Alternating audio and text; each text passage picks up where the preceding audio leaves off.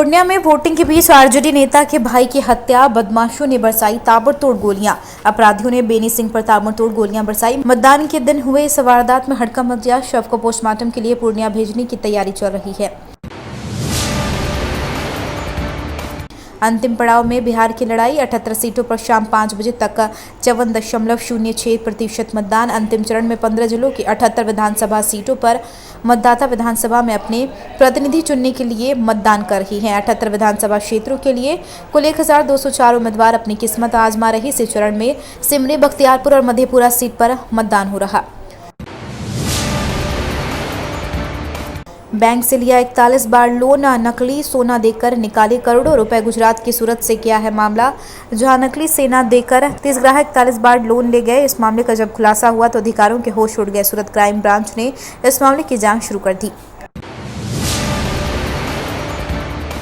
गुरमीत राम रहीम को गुपचुप तरीके से दी गई एक दिन के पैरोल। राम रहीम को मिला यह पैरोल इतना गुप्त था कि पूरे हरियाणा में इसके मात्र 4 लोगों को जानकारी। इसमें सीएम मनोहर लाल खट्टर शामिल हैं। गुरमीत राम रहीम की यह पैरोल 24 अक्टूबर को मिली थी।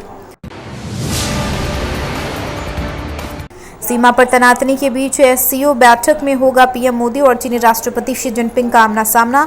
सीमा पर तल्ख माहौल के बीच पीएम नरेंद्र मोदी और चीन के राष्ट्रपति शी जिनपिंग का आमना सामना होना है। विदेश मंत्रालय की तरफ से जारी बयान में कहा गया, पीएम मोदी एससीओ समिट में भारतीय प्रतिनिधि मंडल का नेतृत्व करेंगे।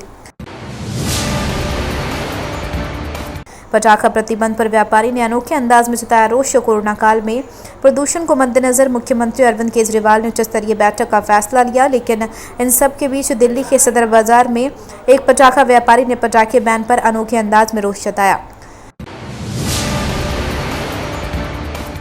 डायरेक्टर की कुर्सी पर बैठे अजय देवगन अमिताभ बच्चन के साथ बने रहे। फिल्म क्रिटिक तरण आदर्श ने सोशल मीडिया पर बताया कि अजय देवगन अपनी अपकमिंग फिल्म मेडे की शूटिंग शुरू करने जा रहे हैं। फिल्म को अजय देवगन डायरेक्टर तो कर रहे हैं, इसके अलावा वे फिल्म में पायलट की भूमिका भी निभाते दिखेंगे। वसीम अकरम ने माना भारतीय ऑस्ट्रेलिया टेस्ट सीरीज में इस टीम का पलड़ा भारी। पूर्व कप्तान वसीम अकरम ने कहा, दिसंबर-जनवरी में भारत के खिलाफ बहुप्रतीक्षित टेस्ट सीरीज में ऑस्ट्रेलिया जीत का दावेदार होगा, लेकिन एक समान मजबूती वाली 2 टीमों के बीच यह करीबी मुकाबला होगा।